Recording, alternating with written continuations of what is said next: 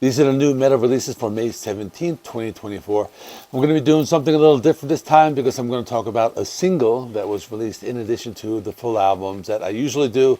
I have one single and 8 albums. Let's get into this. The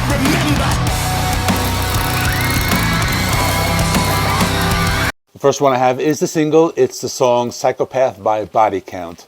This is from the upcoming album called Merciless, although they didn't give a release date. It's a really good song. It has a guest vocalist, Joe Bad from Fit for an Autopsy. This one's pretty cool. The main guitar riff reminds me of some classic Slayer. Ice-T is using more of an aggressive vocal style. Joe Bad does more of the death growls. The song is about an American psycho, not the popular movie, but someone who goes on a murderous rampage. I like the song. I think the last few Body Count albums were really good.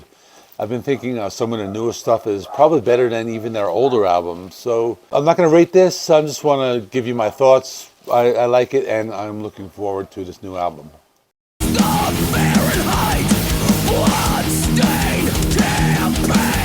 Next I have From Hell I Rise by Kerry. I was going to do a full review of this, but I saw so many channels already had their reviews posted on Friday. So I decided to review something completely different yesterday. And then I decided to save this for my new metal releases video because I'm going to say the same thing everyone else is saying.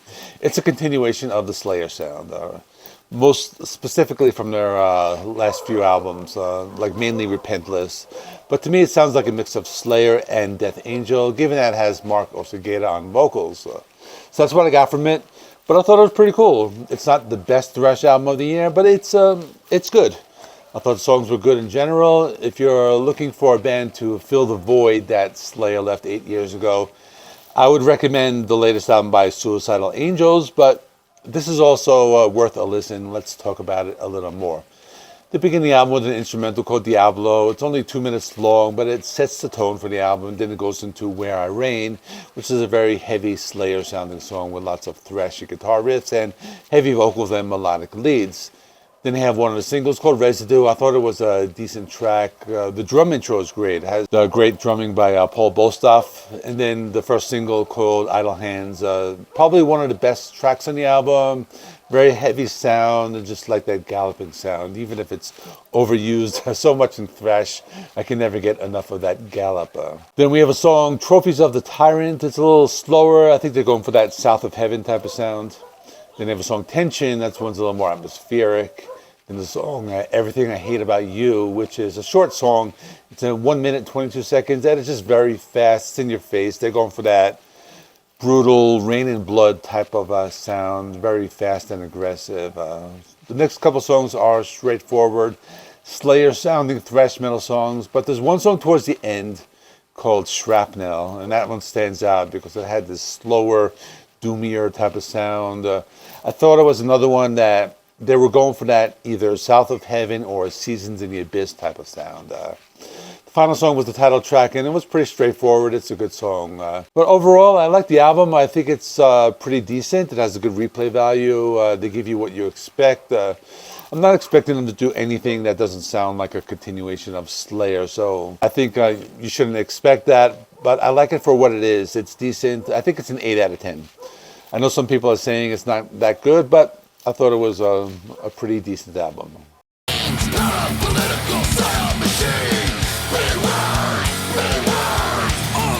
Next I have an album by Jasta, and the album is And Jasta for All, and this is a thrash album that nobody's talking about because I think it's actually better than the Kerry album.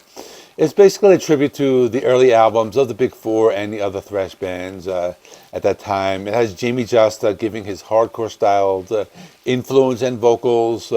I would call it crossover thrash. It reminded me a lot of bands like Nuclear Assault and DRI, but also sounded like a lot of the thrash albums from the big bands of the 80s. And we have lots of guests on this album. I'll mention them as I go through the songs. So let's talk about this.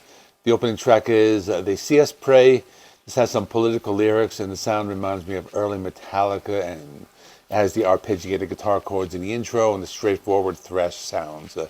Then there's a song called Create the Now. This one has Chuck Billy on vocals.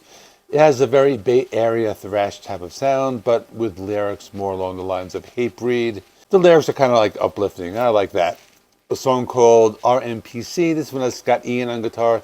He gives his signature guitar riffs. Another one with that classic Bay Area sound, and the guitar riffs remind me of classic Slayer or Testament. Then there's a song called Suicidality, which has Phil Demel from the Kerry King album I just spoke about, and he does some guitar. And one of the best songs is the single Assimilation Agenda. This has Steve Zetro Salsa from Exodus, and it's an awesome song. It just has a pretty cool music video.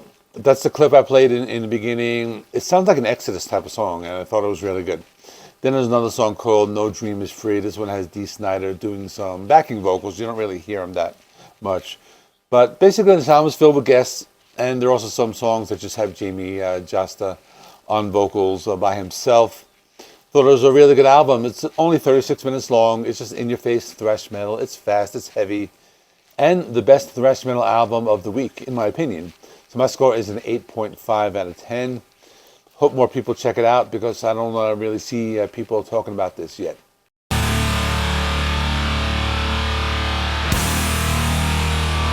Next I have some death metal with the band Gatecreeper. The album is Dark Superstition. It's a band that's part of the new wave of old school death metal. The band has some former members who played in Spirit Adrift, and it's a pretty good death metal album. I discovered them, I think it was in 2021, they released an EP. But what I like about this, that it's not just old school death metal. There's a little bit of mellow death, there's a little bit of death doom. They got a little creative at this time, and some people might not like that, but I thought it was good. I like it when bands try to expand their sound, and they do it in a way that doesn't completely abandon their roots. So let's talk more about this. The opening track, Dead Star, is more of a melodic death metal sound, similar to some early In Flames. Thought it was a very good song. The next track, Oblivion, was more straightforward, old school death metal, what you would expect from this band.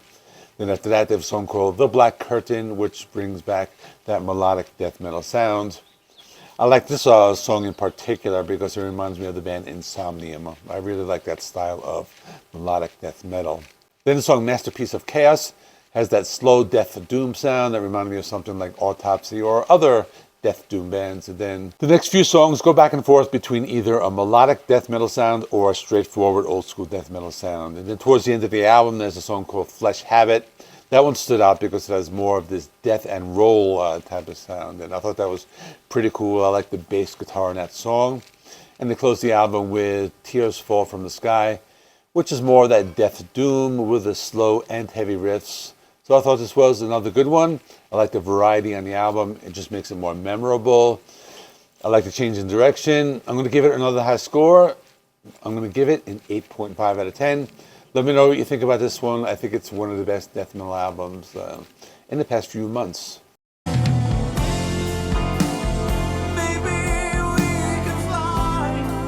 Next I have the band Pallbearer, and the album is called Mind Burns Alive. This is one of those bands that I had known about, but I was never really interested in listening to them because I never really liked slow doom metal bands. This one was hard to get into at first. On my first listen, I didn't like it at all. But I gave it another chance, and I think it's not too bad. It's a good album to listen to at night when you have you want something to like fall asleep to, and I think it's an album for that. And I don't mean that in a negative way. I think it's good if you just need something to listen to fall asleep to. I like to do that at times, but the guitar playing uses mostly a clean tone, so that's why it doesn't really sound like metal. But then there are other times they get a little heavier. There's the vocals, which are very clean and soft and emotional, and the music is kind of sad and depressing. But that's, I think, what this band does. The first track is called Where the Light Fades. It was one of the lighter types of songs. And the second track, Mind Burns Alive, is where you hear more of the distorted guitars and it gets heavier. The third track, Signals, another one of the lighter songs with the softer singing, and that was not too bad. And they bring in some distorted guitars towards the middle. Let me also mention this album has 6 songs. It's 50 minutes long, and every song is between 6.5 minutes to 11 minutes. So I don't have much more to say about it. I think it's okay. Not something I'm going to listen to all the time, but I'll go back to it every now and then. For me, it's a 7 out of 10. I think if you're a fan of the band, you might like it more than I did, but I didn't get into it that much.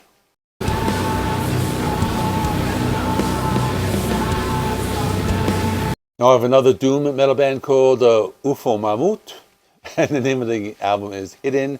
They are an Italian three-piece stoner doom band, and they've been around a while. They formed in 1999. They have a fairly large discography. I've never heard of this band before. My first impression was that they were a newer band, but they've been around a while. And I like this better than the Pallbearer album. I think it was a little sludgier, had that thicker bass guitar sound, and overall not too bad.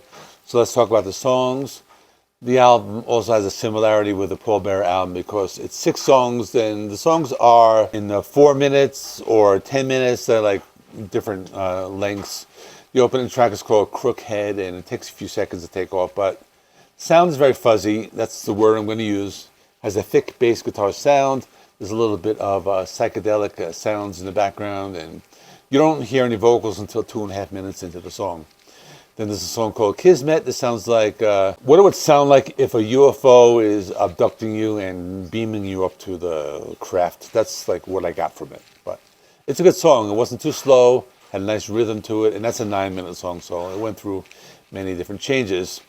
Towards the middle of the song, it gets faster, and there's a lot more psychedelic sounds. And then they have 2 songs that are shorter, that are in the 4-minute range. One's called Spider, and the other one's called Soul Lost, the latter of which is a very psychedelic song. It reminded me of some early Pink Floyd, but overall, it's a very strange and trippy type of album, but I like it when things get a little weird. For me, it's a 7.5 out of 10. I think it's the type of album you need to be in the mood for, but if you like things a little weird and slow and doomy, check it out.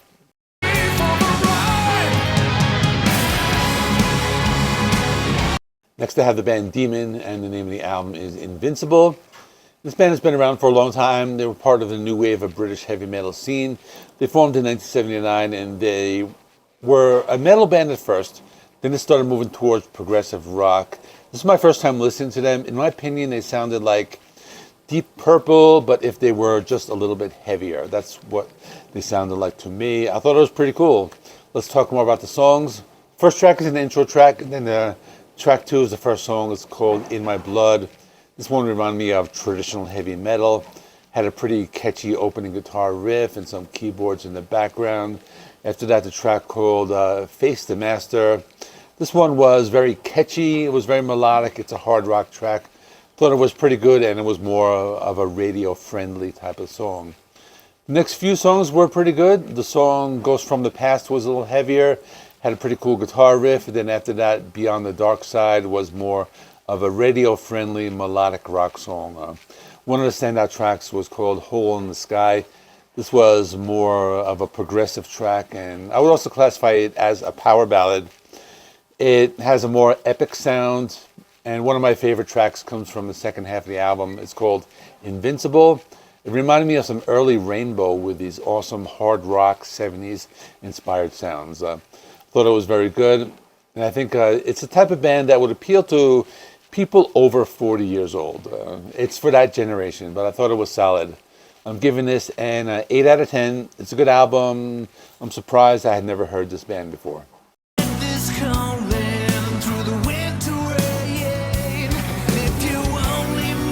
Next I have a solo album by Marty Friedman, and it's called Drama. It was not too bad. I think it was not what I was expecting. It's a little more laid back than I thought it would be, but it shows off a lot of different styles. So let's talk about it. The opening track is called Illumination. It's pretty good. It's a classical music type of song. And then we have Eternal Child, and that song is some more classical music with the violins, but then he turns on the distortion a little bit on this track. And it isn't until track 4 that we get something that's pretty heavy called Thrill City.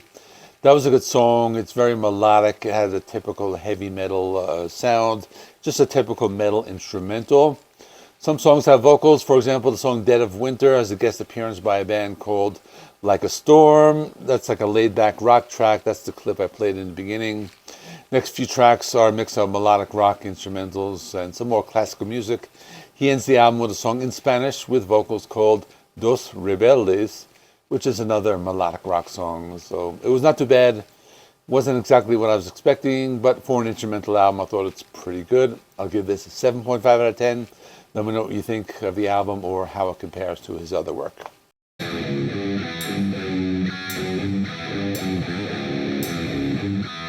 I have one more band to talk about, and it's Babylon AD with Rome Wasn't Built in a Day. I remember this band from the late 80s. They were part of that glam metal scene, along with the other bands like Poison and Warrant and Danger Danger, and all those bands from that time period, and they haven't changed their sounds. They sound exactly like I remember them from the 80s. So if you're into this type of music, they're really keeping that sound alive. The opening track is called Wrecking Machine, and this is just a very energetic and fun hair metal sounding song. Then after that is a song called Pain, and has more of a sleazy LA Sunset Strip rock sound. Then they have a power ballad called Sometimes Love is Hell. Then the next few songs are a mix of hard rockers and ballads. There's one ballad I thought was pretty good.